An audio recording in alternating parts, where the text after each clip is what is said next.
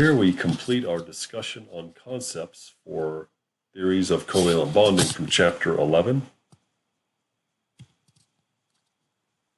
We'll finish up with molecular orbital or MO theory and electron delocalization.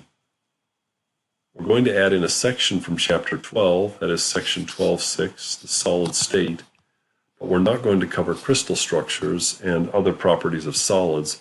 We're simply going to focus on the bonding in solids as it follows directly on from molecular orbital theory. Molecular orbital or MO theory is based on the concept that atomic wave functions combine to form new molecular wave functions when a chemical bond is formed. So we don't simply take two atoms which retain their atomic wave functions and look at their overlap, as in valence bond theory. This is a more accurate representation of what is really happening here with molecular orbital theory. When you have two nuclei together, the potential field that is created is very different than that of a simple atom, and so the energy states or molecular wave functions will be correspondingly different. The way these molecular orbitals are produced are by addition of atomic orbitals to form a bonding MO, or as we'll see in a moment, subtraction. The addition of atomic orbitals forms a bonding MO, which has a region of high or increased electron density between the nuclei. That increased electron density holds the molecule together. Whenever we have addition of atomic orbitals, we correspondingly have subtraction of atomic orbitals to create a higher energy state or an antibonding MO. And for the antibonding MO, the potential field or the wave function has a region of zero electron density or a node between the nuclei. That node or region of zero electron density means that there's no electrons to shield the nuclei, creating a repulsive interaction. Here we see a couple of graphs that illustrate an analogy between light waves and atomic wave functions. In the upper left-hand corner, we have two nuclei together in a chemical bond. Their electron wave functions combine or are in phase between the two nuclei. The waves reinforce, and so we have enhanced electron density between the two nuclei. This would be a bonding molecular orbital or a bonding interaction. An antibonding molecular orbital or antibonding interaction would be shown in the lower right-hand corner, where the two waves are out of phase, and when they're out of phase, the waves cancel between the two nuclei, and this is where the node occurs. This figure illustrates a typical MO diagram. The vertical axis shows increasing potential energy. We have two isolated hydrogen atoms on the left-hand side that are going to come together to form a chemical bond. Each isolated hydrogen atom has a blue sphere which illustrates the 1s orbital for that hydrogen atom. When we bring these two nuclei together, we produce a bonding MO that is in that's the lower potential energy, the more stable state. And you can see the bonding MO has larger amount of blue electron density between the nuclei. We designate this bonding MO as a sigma sub 1s orbital. Sigma meaning it has sigma symmetry, like a sigma bond, as we talked about in our last video, with the corresponding radial symmetry. This comes about when we add together our two 1s orbitals. If we subtract the two 1s orbitals, we end up with an antibonding MO, which is at higher potential energy. It's a less stable state. We designate this as a sigma star 1s. The star is there to indicate antibonding. And we see here that there is no blue shading between the two nuclei. There's a node there. The two nuclei now see one another, and their positive charges repel one another. So that will be a less stable interaction. The bonding MO is lower in energy, and the antibonding MO is higher in energy than the atomic orbitals that combined to form them.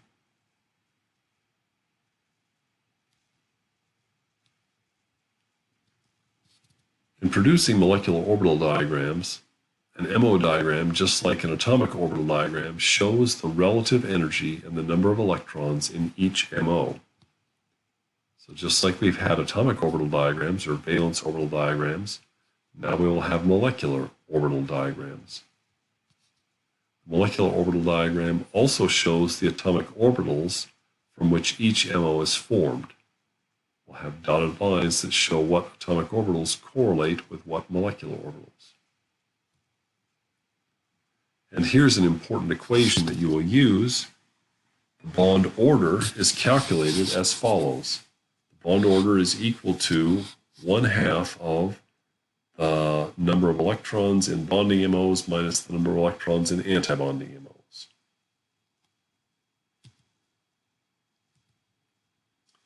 Here's how we're going to construct a molecular orbital diagram. We start with the valence orbital diagram for the atoms involved in the bonding in the molecule. In this case, on the left-hand side, we may have, for example, lithium with its 2s1 electron configuration. That would be atomic orbital 1. On the right-hand side might be its nearest neighbor, beryllium, with its 2s2 atomic orbital. And we draw lines to show how this correlates with our new molecular orbitals. We draw the molecular orbitals that come from these atomic orbitals, and we use Greek letters, sigma for the end-on or sigma interaction, pi for the side-on or pi interaction. Sigma being the single sigma bonds, pi being the second bond in a double bond or the third bond in a triple bond. The number of MOs equals the number of atomic orbitals. If we start off with 2 atomic orbitals, we end up with 2 molecular orbitals. If we have 4 atomic orbitals, we'll end up with 4 molecular orbitals. And we add a star for each antibonding MO to indicate that's an unfavorable interaction. Then we fill the molecular orbitals with the valence electrons from each of the atoms. In our example, we have 3 electrons, 1 from lithium and 2 from beryllium. Therefore, the MOs need 3 electrons put into them. We fill from the bottom up. 2 electrons go into the sigma orbital, and then 1 goes into the sigma star orbital. We now know that the bond order for this is equal to 1/2 of the difference between the bonding electrons and antibonding electrons. In this one example here, there's 2 bonding and 1 antibonding electron. Therefore, the bond order should be 1/2. Here's an example, starting off with the simplest molecule, hydrogen, H2. For H2, each hydrogen atom brings in a 1s orbital, so we have an s orbital, a 1s atomic orbital on each side of the diagram, on the left and the right. And then the dotted lines show these coming together to produce the corresponding molecular orbitals. We have our sigma, or bonding, molecular orbital, and we have a subscript of 1s to show the atomic orbital from which it came. So it's a sigma 1s orbital. So that tells us it's a sigma symmetry bonding molecular orbital that came from 1s atomic orbitals. And then at the top of the diagram, we have the corresponding antibonding orbital. Just like we have a bonding orbital, we have an antibonding orbital, and the antibonding orbital is a sigma star, it also coming from the 1s orbitals. So now each hydrogen atom brought in 1 electron, so in the central molecular orbitals, we have to have 2 total electrons. So we put them at the bottom, we put 2 down there. So our hydrogen bond order then is equal to 1/2. It's the 2 electrons in the bonding MO at the bottom minus 0 electrons, that is in the sigma star orbital at the top, giving us a bond order of 1.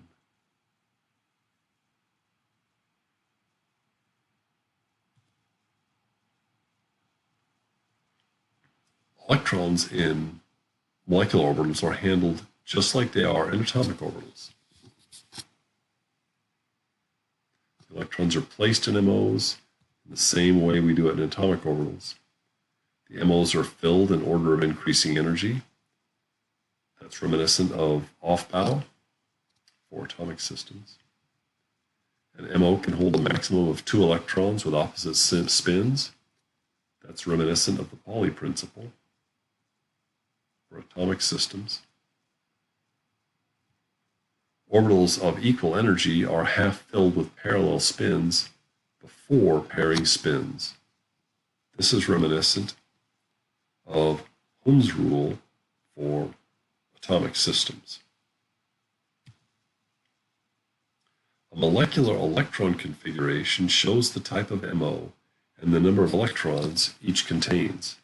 So for example, the hydrogen molecule has an electron configuration which would be sigma sub 1s superscript 2. The superscript 2 indicating there are 2 electrons in the sigma 1s orbital, or the bonding 1s orbital.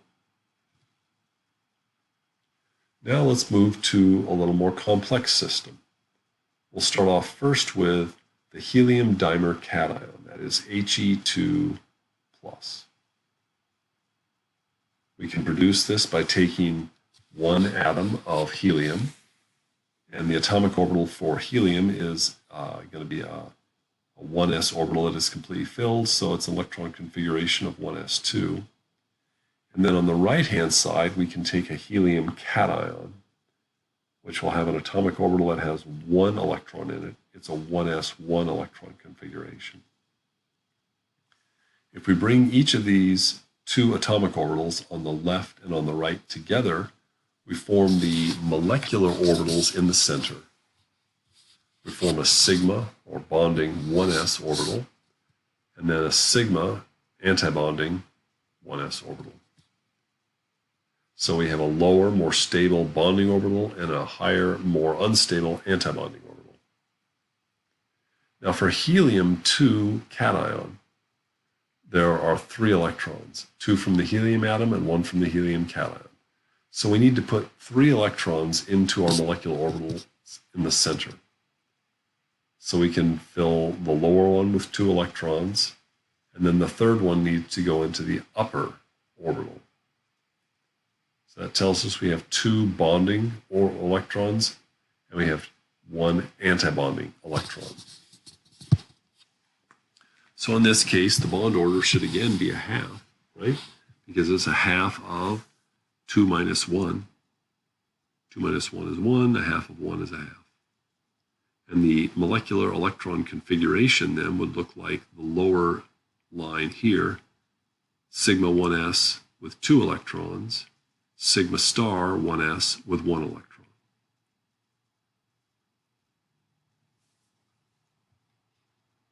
Now we can go to helium dimer, He2. Helium dimer looks like this. We're going to bring 2 atoms of helium together, and there's 1s2 for the helium on the left, and there's a 1s2 for the helium on the right.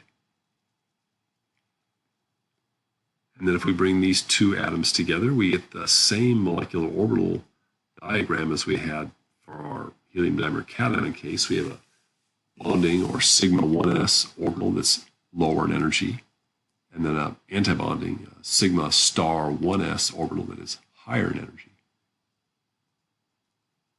In this case, though, we have 4 electrons to put in orbitals, 2 from each helium atom. Because we don't have a cation here, we've got an extra electron compared to our first example. So we have 4 total electrons.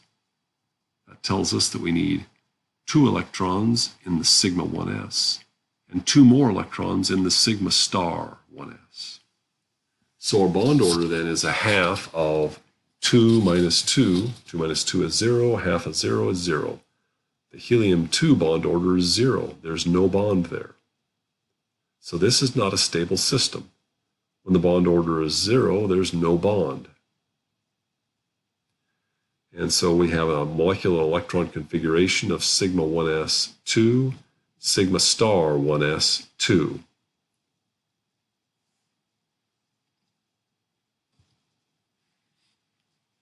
Next, we can go to the period 2 elements, and we'll look at the S block in period 2, looking at what we call the homonuclear diatomics, that is, two identical atoms coming together.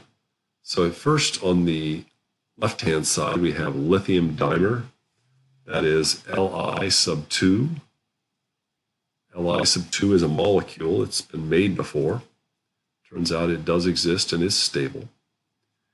And so we can draw the molecular orbital diagram for lithium dimer as shown. On the left-hand side, in the two beige blocks on the outside, we have a 2s1 lithium and another 2s1 for lithium. So the two outside blocks in beige are for my two atomic orbitals of lithium. When the lithium dimer forms, when these two atoms come together, we form the molecular orbital diagram in the middle. So on the bottom, we have a brown box that's the sigma 2s. And then up above, we have the antibonding or sigma star 2s. For lithium, there are two valence electrons, one from each atom. So we have a 2s1 and a 2s1. Those two valence electrons then go into the lower energy state, the sigma 2s. And then the sigma star is empty. If we went to get the bond order calculated, we take 1/2 of 2 bonding minus 0 antibonding. So 1/2 of 2 minus 0 gives us 1. Lithium dimer has a bond order of 1. So Li2 is a stable molecule. Now it's a violently reactive molecule and does crazy things, but it does form a nice stable covalent bond. And very likely there's lots of lithium dimer molecules throughout the universe in outer space. Now we can compare this to its nearest neighbor, beryllium. So beryllium is 1 over in the periodic table. Its electron configuration is 2s2. So if I take two beryllium atoms, each one has a 2s2 electron configuration. So the two blue boxes on the outside of my right diagram show my atomic orbitals for beryllium. Each atomic orbital for beryllium is a 2s with 2 electrons. Now, just like lithium, when we bring those orbitals together, we form a bonding 2s, that is a sigma 2s orbital, and then an antibonding or sigma star 2s orbital. So that's the top and the bottom blue boxes. That's the bonding and the antibonding. And that's what exists in the molecule. And in the molecule, then, we have 4 electrons. Each beryllium brings in 2 valence electrons. They're 2s2 electrons. Those 4 electrons go into the orbitals, and 2 go into bonding, 2 go into antibonding. Therefore, the bond order is equal to 1/2 of 2 minus 2. 2 minus 2 is 0, so the bond order is 0. Beryllium dimer is not a stable molecule. It does not form.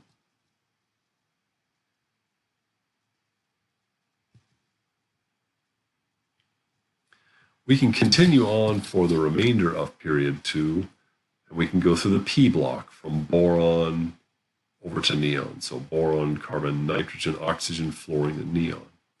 In this case, the atomic orbitals will include not just the 2s, but the 2p as well.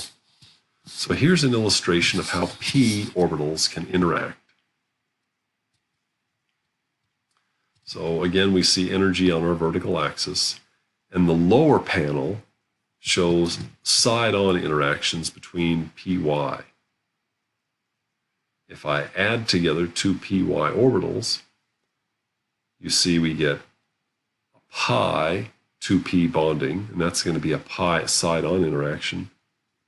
And then there's also a pi star interaction, which is anti-bonding. That's unfavorable.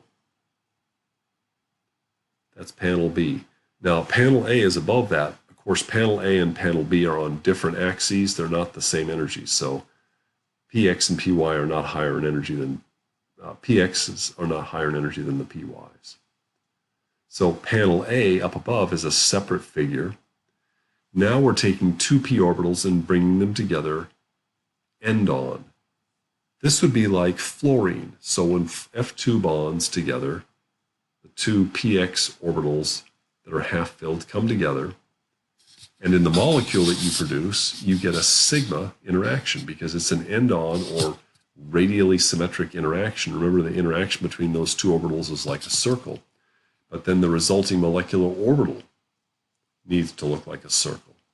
So this is very different than the valence bond case. We're actually producing a molecular orbital, but the symmetry must be maintained because we know that this is the symmetry of the bond.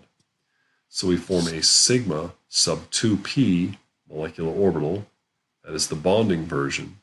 And then the repulsive interaction is the sigma star sub 2p molecular orbital. So panel A and panel B show how p orbitals can interact to produce sigma bonds or pi bonds.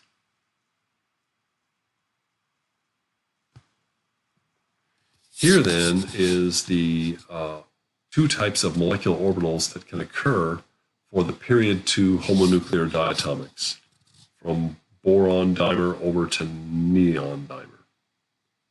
On the left-hand side, we have the simple molecular orbital diagram, and we don't have what we call 2s, 2p mixing.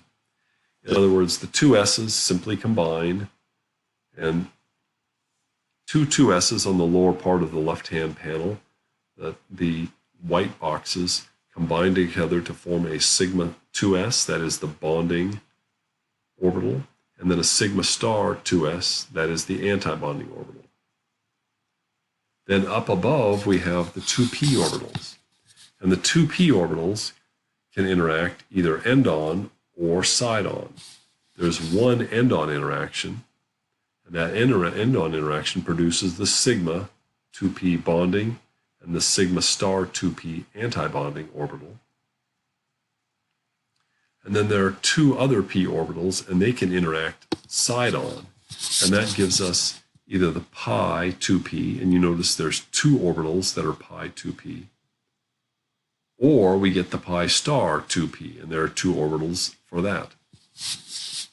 So on the left-hand side, we see if we don't have any 2s, 2p mixing, we have sigma 2s is lowest in energy, sigma star 2s is next up in energy, sigma 2p then is next up in energy, the two pi 2p orbitals are next.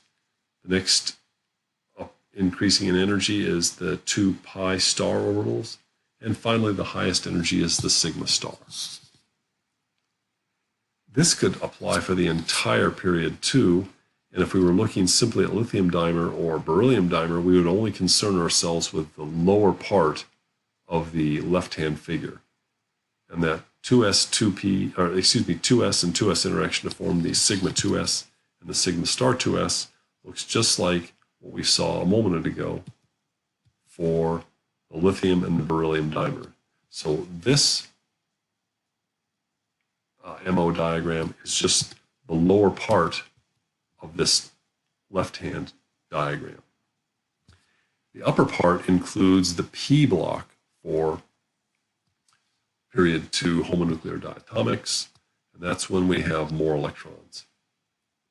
Now on the right-hand side is a more complicated case.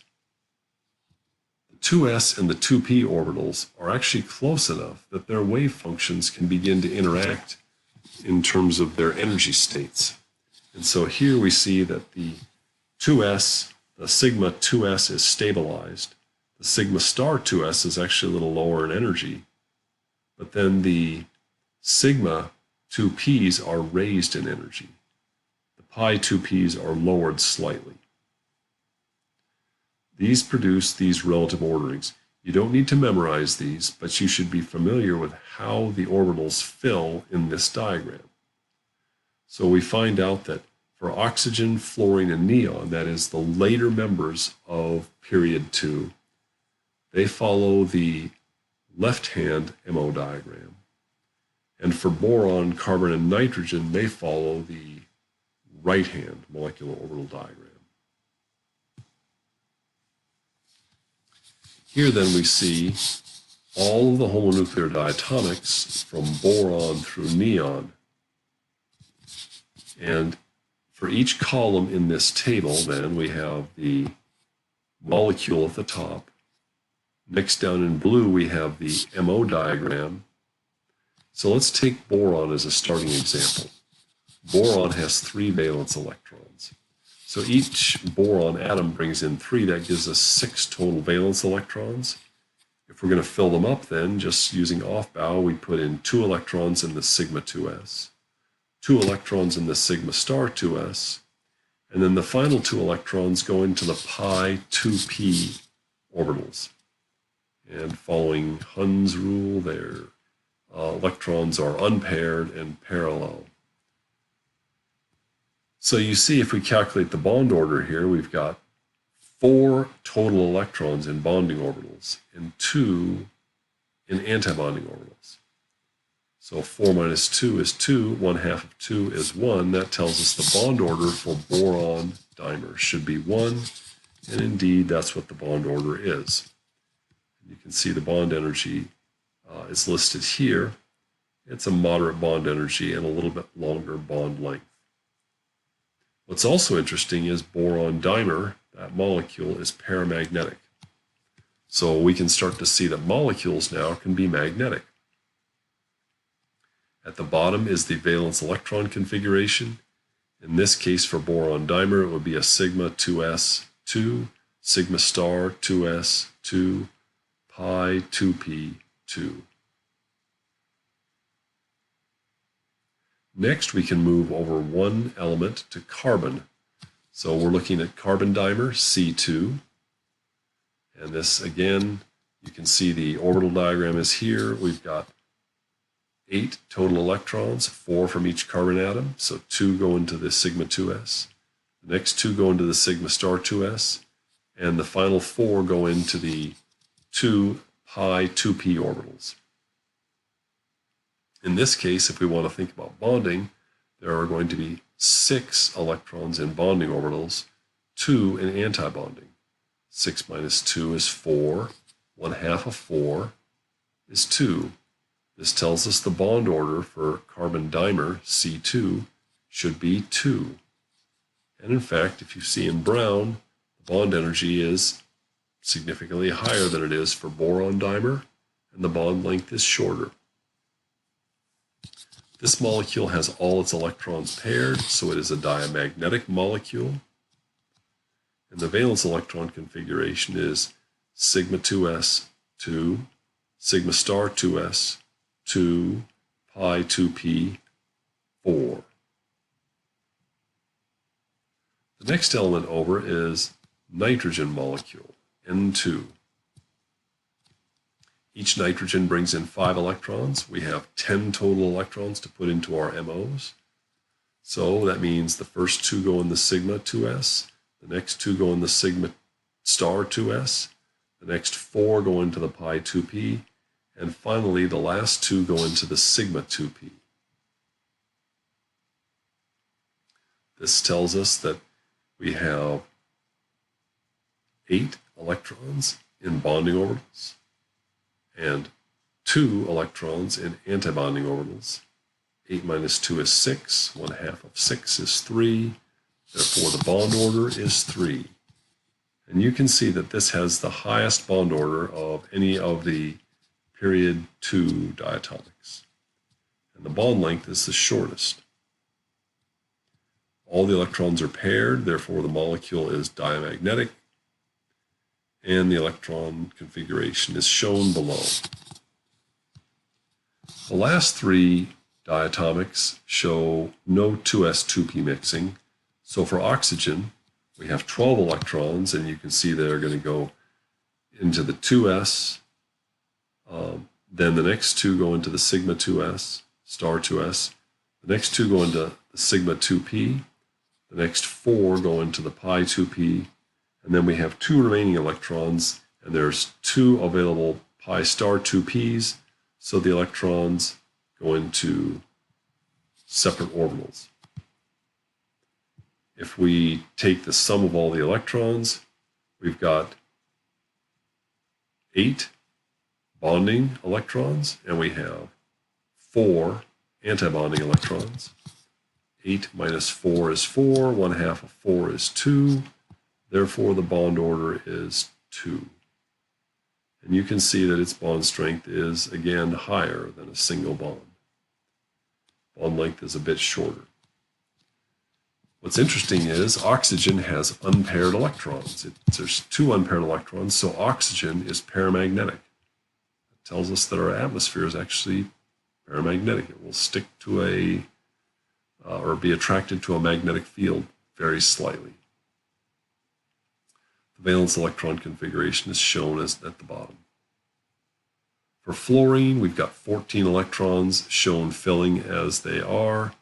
And if you take the total electrons, you end up with a bond order of 1. And that bond is the weakest stable bond for the p block period 2 elements. The bond length is correspondingly longer. Finally, neon has 8 bonding and 8 antibonding electrons, which tells us the bond order is 0. So it's not stable. There are no magnetic properties because it's not a stable molecule. And the valence electron configuration is only a theoretical construct for a transient species. Now, out of this, we see that boron and oxygen dimers are magnetic. The one that's actually stable in the atmosphere is oxygen. And if you take liquid oxygen, like shown here, if you pour it across a magnetic field, the liquid will be attracted to the poles of the magnet.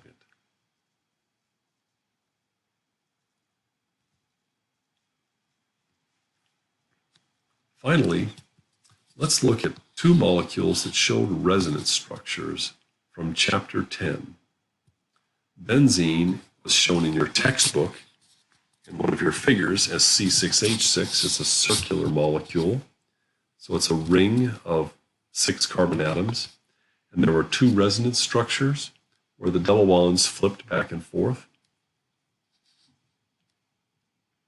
Here we see the pi bonding MO in gray on the left-hand side for benzene. These are the MOs above and below the ring, and they show the stable molecular orbital where those double bond electrons, those pi electrons, they're not simply flipping back and forth, but they're actually delocalized as a ring. And you find that if you put benzene in a magnetic field, you generate a ring current. The electrons actually move around the ring. That's called an induction current. The other molecule we'll look at is ozone.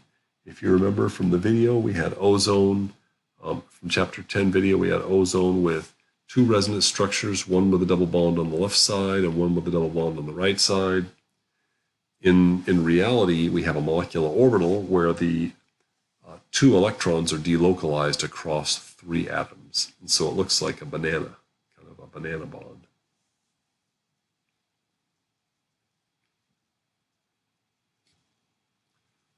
The last thing we're going to look at are solids. With solids, you have a whole lot of atoms bonding together in one very large superstructure. So let's take as an example lithium. That's the easiest metal to look at because lithium has only 1 valence electron, and that electron is in a 2s orbital. So one lithium atom has an electron configuration of 2s1. If you look at this figure, we have energy on the vertical axis. The horizontal axis simply indicates the number of interacting atomic orbitals, which would be 4 times the number of atoms that exist. So on the far left column, we see lithium atom. We see the 2s and then the 3 2p orbitals, but there's only 1 electron there, and so it goes into the 2s orbital. It's a 2s1 electron configuration. If we want to form lithium dimer, which we did earlier, we have a lower orbital, which is our sigma 2s orbital, and then that's the blue box. And then up above, we have the clear box in that second column of lithium dimer. And that's a white box, which is empty. That's the sigma star 2s. There's 2 electrons, and so they both go into the bonding orbital. So that looks nice. Now let's take one step over to lithium-4 molecule, which is a stable molecule. Lithium-4 has 4 electrons, and so it correspondingly has 16 available atomic orbitals right near an energy to the valence electron. And so we can see there's 2 orbitals that are bonding and 2 that are antibonding for the sigma star, and then there are higher p's that are can be bonding, and they can be a sigma 2p bonding, sigma star 2p, and then the pi p bonding, and then the pi star 2p antibonding. But they're all empty. So what we find is there's below there are filled orbitals, and then up above there are empty orbitals. And in fact, you'll see that, if you just take lithium dimer as an example, so let's go back one column to the lithium dimer, Li2. You can see the 2 electrons are in the blue box. They're in that sigma 2s orbital. And lithium dimer can absorb light and take one of the electrons and send it up to an excited electronic state. And so this is how you get the electronic structure information out. But now let's go all the way over to the right-hand side. Now we're looking at Li sub Na, and Na is, of course, Avogadro's number. So if you have 7 grams of lithium, since the atomic mass is close to 7 grams, if you have 7 grams of lithium, you have Avogadro's number of atoms. And if you have Avogadro's number of atoms, you have Avogadro's number of valence electrons, because each lithium atom brings in 1 valence electron. That's a really big number. Now, how many orbitals do you have? Well, we had 4 orbitals that were near the valence electron for 1 lithium atom, so we're going to have 4 times Avogadro's number of available orbitals for lithium, for 7 grams of lithium. So 4 times Avogadro's number, which is 6 times 10 to the 23rd, 4 times that gives us 2.4 times 10 to the 24th orbitals. And this energy axis here only covers, like we said before, maybe 2 electron volts or less, maybe 1 electron volt. That energy distance covered by 10 to the 24th orbitals means the orbitals overlap. They're actually continuous. There's orbitals at every possible energy all the way across this, at least as far as we can detect. Within any Heisenberg uncertainty, they'll overlap with one another. And we have Avogadro's number of electrons, and they all go into the bottom orbitals, and we call those electrons in orbitals the valence band. And then all those electrons above, or all those orbitals up above that have no electrons in them, we call that the conduction band. So the filled molecular orbitals in the solid are the valence band. The empty orbitals in the solid are the conduction band. And we can compare metals, semiconductors, and then insulators. And with metals, the valence band overlaps the conduction band. There's no energy gap. The energy gap is what's called the band gap. When you come across a semiconductor like silicon or germanium, the valence band and the conduction band are separated. And that separation we call the band gap. That's that energy gap there. And then if we have an insulator, so these are things that don't conduct electricity at all, the valence band and the conduction band have a large band gap. There's a big difference between them. The conducting properties of a substance are determined by the energy gap between the valence and conduction bands of the molecular orbitals. And that energy gap is what we call the band gap. So, for metals, the valence band and conduction band overlap. So if you're an electron in a solid there are numerous open energy states at the energy that you're at. So if you're in one energy state, you can pop over to another one because you're a wave and waves can delocalize. So that allows free movement of electron through the solid. This is the origin of the electron sea. For semiconductors, the valence band and the conduction band don't overlap. There's a little bit of a space between them. The space can be anywhere from a few tenths of an electron volt to quite a few electron volts. The electrons have to absorb energy to jump across the band gap from the valence band to the conduction band. So at room temperature, semiconductors don't conduct much electricity. But if you shine light on them, the electrons can hop across that gap. And then once the electron has gone across the gap, the electron can move freely through the open conduction band states. This is the principle behind which solar energy panels work. You have silicon, and light from the sun strikes the silicon. The silicon absorbs the light. The electrons hop from the valence band up to the conduction band. And then they're free to move and create electricity. For insulators, the band gap, that is the conduction band, valence band, energy gap, is so large that electrons can't get across the gap under normal conditions. So these are non-conductive solids.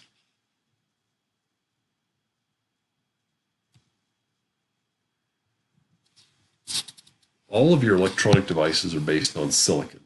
And so silicon is shown here in the left panel. You can see on the balls, that represents the silicon crystal structure. Silicon has a valency of 4, just like carbon. It's in group 14. Its electron group arrangement is 4. So it is a tetrahedral electron group arrangement. Silicon has a tetrahedral structure. It's a really hard structure. It's a really hard material. I don't know if anybody has seen a piece of pure silicon, but if you try and hit it with a hammer, you'll simply dent your hammer. It's very hard. It's covalent bonds holding it together. And you can see the energy level diagram. The blue box represents the valence band. The gray box represents the conduction band. And there's an energy gap there. Pure silicon has an energy gap between its valence and conduction bands such that its conductivity is low at room temperature. Now, most of your silicon devices don't use pure silicon. They use doped silicon. And the way you dope the silicon is you take an element that's right nearby in the periodic table and you put in small amounts of replacement, below part per million level, very small amounts of replacement. So if you put in phosphorus, for example, phosphorus is right next to silicon, but it's in group 15, not group 14. So phosphorus has 5 valence electrons. All the silicon electrons around it have 4 valence electrons. So the phosphorus impurities that are put into the crystal lattice are bringing in an extra electron. That's called N-doping. And so the energy level diagram now looks like the one shown next to panel B. You can see the blue valence band is filled up. Then the gray conduction band has a thin band of blue. That shows the phosphorus extra electron doping of the conduction band. So doping silicon with phosphorus adds some extra additional valence electrons, but they sit in the conduction band. So they can move around fairly easily. You can do the same thing, except you can, instead of replacing silicon with traces of phosphorus, you can replace it with traces of gallium. So gallium is actually diagonal, so aluminum is right next to silicon, but you go down one to gallium, and gallium can be replaced, gallium can replace silicon, and if it does that, gallium is in group 13. Gallium has only 3 valence electrons. So now what happens is, in this crystal structure, gallium sits around and all the other silicon atoms have 4 valence electrons, except gallium has only 3. And so gallium is short one electron. It creates what we call a hole. That hole is called p-type doping. And electrons from the nearby silicon can pop over pretty easily into the gallium silicon bond. So doping silicon with gallium removes an electron, and those traces of removed electrons introduce positive holes or positive sites inside the lattice, and the silicon electrons can move over from nearby. That creates the energy level diagram shown to the left. You can see that the lower conduction band, or the lower valence band, so the blue valence band has a small amount of empty on top of it. So there's open sites within the valence band where electrons can move freely. So for our electrical engineering friends in our course, they look a lot at p-n junctions. So we can take p-type semiconductors and stick them next to n-type semiconductors, and that creates what we call a diode. And in fact, NPN or PNP, where we put three of these types together to create two junctions, are the basis of transistors, which are the basis of all of our electronic devices. And so you can see if you stick a p-type and an n-type semiconductor together, the electrons can flow in one direction, but they can't flow in the opposite direction. This is what's called a rectifying property.